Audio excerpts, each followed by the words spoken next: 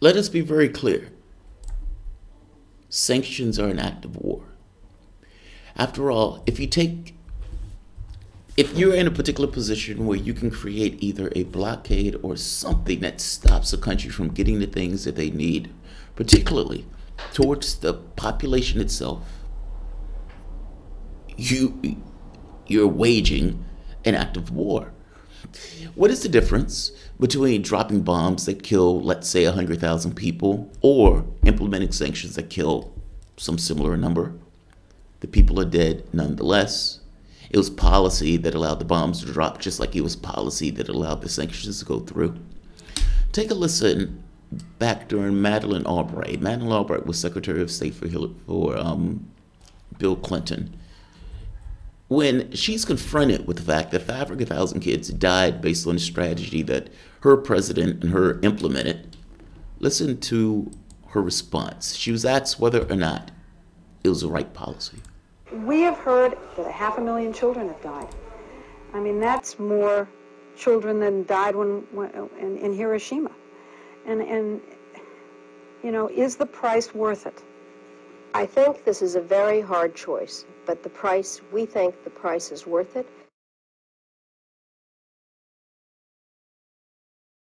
Well, yeah, it's easy to say the price is worth it when you're sitting there with food, clothing, shelter, the medications that you need, and there will be never a situation where you would go without a lack of health care or anything else. And you know your kids, if you have any kids, will be perfectly okay, and their grandkids will be perfectly okay.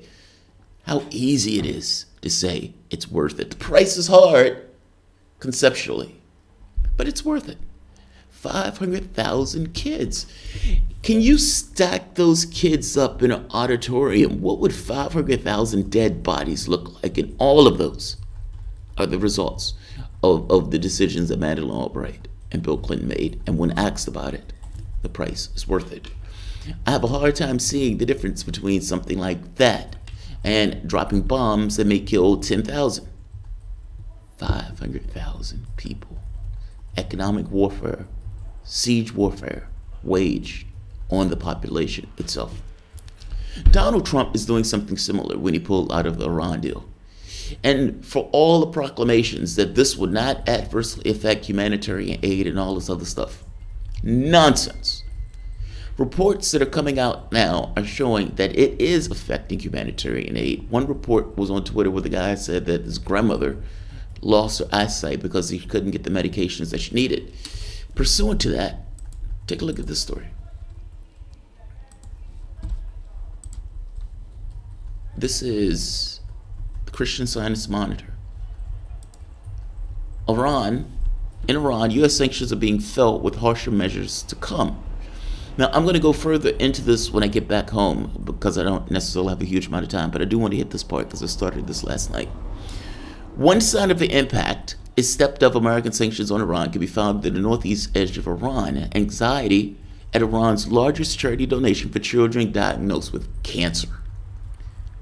Mahak, a private charity with a $60 million annual budget that cares for 17,500 patients across the country free of charge, is deeply concerned that the crucial drug supply from abroad are already dwindling as foreign banks and suppliers cease doing business. Because even though the United States says the humanitarian aid, the fact of the matter is businesses are so terrified that even stuff like this, humanitarian goods, they don't want to do business. The banks don't want to do business because they have no idea what the maniac in the White House is going to do, and if the United States is going to push for sanctions against them for doing it. While humanitarian goods such as medicines are exempt from U.S. sanctions, which were reimposed after President Trump withdrew from the United States from a multilateral deal to curtail Iran's nuclear program, that didn't exist. It was in his head. It was an imagination. Everybody else says that the program had been kaput, that Iran was following the guidelines of the Iran nuclear deal. He did this on his own. All of the other countries was against it. He did it on his own. It needs to be very clear for this. All of this is on Trump's conscience and the maniacs that he surrounded himself with. While humanitarian goods such as medicines are exempt from U.S. sanctions, which were reimposed after President Trump withdrew the United States from a multinational deal to curtail Iran's nuclear program, the severe banking restrictions that are part of the sanctions regime have just as a negative effect. Even with a specific license from the United States Treasury to transfer charitable donations to Mahak, banks normally used by the Iranian charity in Europe won't forward the cash, it says. You want to talk about realities, asks Arash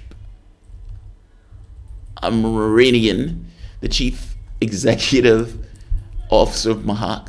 The reality is that no company, no banks want to be involved in any operation with Iran's name because they don't know what will happen to them.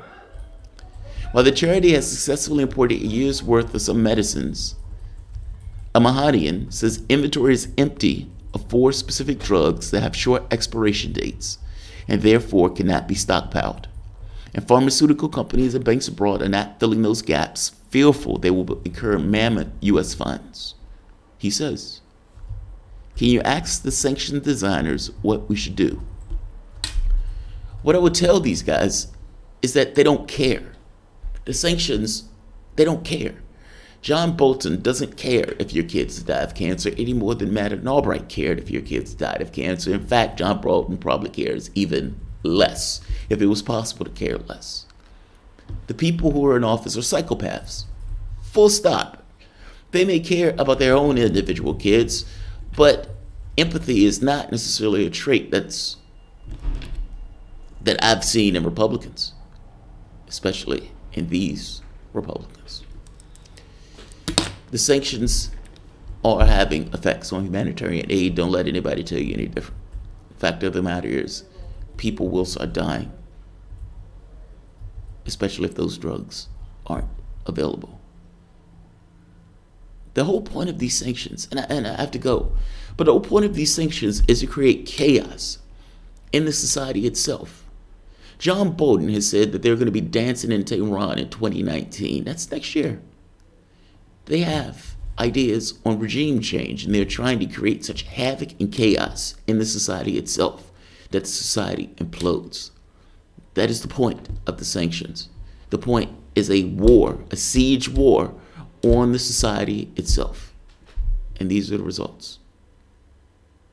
People losing their eyes and kids dying of cancer. Good job. Make America great by destroying other countries and murdering kids and babies. I'll leave it here. If you guys enjoy the content, please feel free to share, like, subscribe. You can always support the patron. And I will be back this evening for shows. I think it'll be maybe 1, 2 o'clock. Time back in the States. Thanks all.